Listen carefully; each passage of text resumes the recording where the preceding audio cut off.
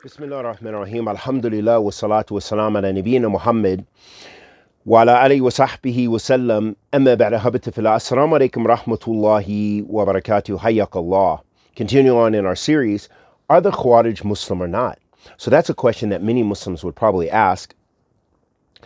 And especially when it comes to extremism from these many contemporary groups like ISIS, that brings to mind ISIS especially because they were even more extreme and had less restrictions with regards to their targets comparative to the Khawaarij.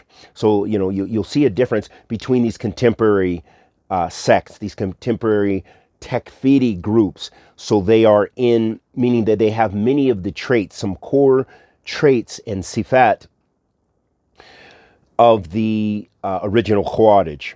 So, however, this debate regarding the Khawaarij being Muslim or not, it stems from prophetic sunnah. And the debate until now still continues. Many of the early classical scholars, they maintain that the Khawaarij should be fought and killed. Okay, and they drew their conclusion from many of the authentic narrations of the Prophet alayhi salatu wassalam, which spoke of the evil of the Khawaarij, as we mentioned in our earlier sitting, Al-Khawaarij kilab an-nar, the Khawaarij are the dogs of the fire. And many of the narrations of some of the Salaf, were to the effect that the Khawaarij should be fought and killed, and that there was great reward from Allah subhanahu wa ta'ala regarding this. So the Salaf Salih, Ridwanullahi alayhim, they viewed the Khawaarij with disdain, that they were an evil, wicked sect that needed to be refuted, needed to be fought physically, and the other avenues for repressing their wicked ideology. So the companions of the Prophet ﷺ and most of the early scholars did not make takfeer of the Khawaarij. Instead, they prayed behind them and dealt with them as Muslims. Ali ibn Abi Talib radiyallahu ta'ala anhu, he invited them to come back to the truth, as well as Ibn Abbas radiyallahu ta'ala anhuma, which is known in some of the in a very famous in Athar. And neither of them declared the Khawaarij to be disbelievers. So Ali ibn Abi Talib radiyallahu ta'ala anhu, he was once asked, after fighting the Khawaarij, if they were mushrikeen, if they were polytheists or pagans. He replied radiyallahu ta'ala anhu by saying they did not commit shirk. Then he was asked if they were hypocrites, and he said that hypocrites did not remember Allah often and mention his name. Then he was asked further about them, and he replied, they were a people who rebelled against us, so we fought them. And this narration shows us the Khawaarij were, in the eyes of the Salaf, meaning from the Sahaba, the Tabi'een, Watba' Tabi'een, they were to be fought, and they were held as wicked sinners and wicked mubtadi'ah. As for the evidence or the dalil that the group from the Salaf used to make takfeer of the Khawaarij, so some of the Salaf held that the Khawaarij were disbelievers, and also other scholars throughout Islamic history, but the majority held that they are wicked Muslims, that rebel, that spread wickedness throughout the lands. And so their evidence is that the Prophet ﷺ said, "Yamrukuna min ad-din kama yamruk the arrow through its prey." So the Prophet ﷺ said that they would pass through the religion, similar to the way that an arrow passes through its prey. So the Prophet ﷺ made that analogy. So since when an arrow passes through its prey, then that means it goes all the way through. It goes through the skin and all the internal organs, and it passes out the back. So it enters and it exits. So some of the scholars deduce from this evidence that the Khawaarij were a sect that was in the fold of Islam, but they left Islam. They left Islam because they made, and they used some of the arguments that, as I mentioned prior to this, that in fact they rule by other than what Allah subhanahu wa ta'ala reveals, because they make Muslims blood, they lose the sanctity.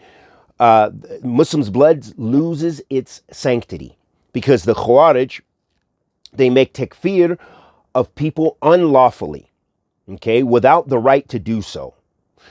And with that, they are now making that which is impermissible permissible, because for them, they say, well, now we've made takfeer of you. You are now a target, as in a physical target, as in we will probably kill you or harm you, your family, anyone around you, whatever the case may be, because they do sometimes one of the methods that some of the takfeeri groups and some of the original Khawaarij made as well was tasilsil fi takfeer, meaning that they would make takfeer of an individual based on their association. So you could say takfeer by association, in that, okay, I've declared you a disbeliever because I feel that you no longer rule by what Allah subhanahu wa ta'ala revealed, or whatever or because you drink alcohol, or you do zina, or you masturbate, whatever the case may be, you do some major sin, okay? And that's going to depend on the Khariji. It's going to depend on the Takfeeri. It's going to depend on the person who has these traits. Some people are more extreme than others. Some people, they have traits of the Takfiris, but they are not what you would say a Kharij, from the Khawarij, Khalis. They don't hold all the views of the Khawarij, but they do follow some of the Khawarij's sunnah. And this is where we have a lot of these guys out there on social media, is they have some traits. They exalt principles of the Khawarij. And this is why Ahlul Sunnah makes a ruling against them that they are Khariji. They give them that wasf, that description, because of their exalting rebellion, which goes against the usul of Ahlul Sunnati wal Jama'ah. They, have other traits. They're making takfeer to this one, make takfeer to this one, and they practice these principles and of declaring people to be disbelievers in Allah subhanahu wa ta'ala's deen. And this is making that which is sacred less. So as I mentioned, even the original Khawarij, they shared this, this extreme belief, this extremist belief. And that's why some of the Salaf and later day scholars made takfir of them. And that is because the Khawarij made lawful the believing women, even when they captured them as war captives and made them concubines. So can you imagine a supposed Muslim taking another Muslim and the Muslim women as captives and then as a concubine, and declared Muslim blood, which is sacred, to be lawful, as we mentioned. And amongst those who declared the Khawarij to be disbelievers were Al-Hasan, the grandson of Ali ibn Abi Talib, radiyallahu ta'ala anhuma. And there is a hadith narrated in Imam Shafi'i's book, and Imam Malik and Al-Qurtubi and some of the other hadith scholars declared them to be disbelievers as well. And we ask that Allah Azza wa Jal, the Almighty, accepts our good and forgives our evil and protects us from kulli su wa makruh. Wa sallallahu wa sallam ala nabiyyina Muhammad.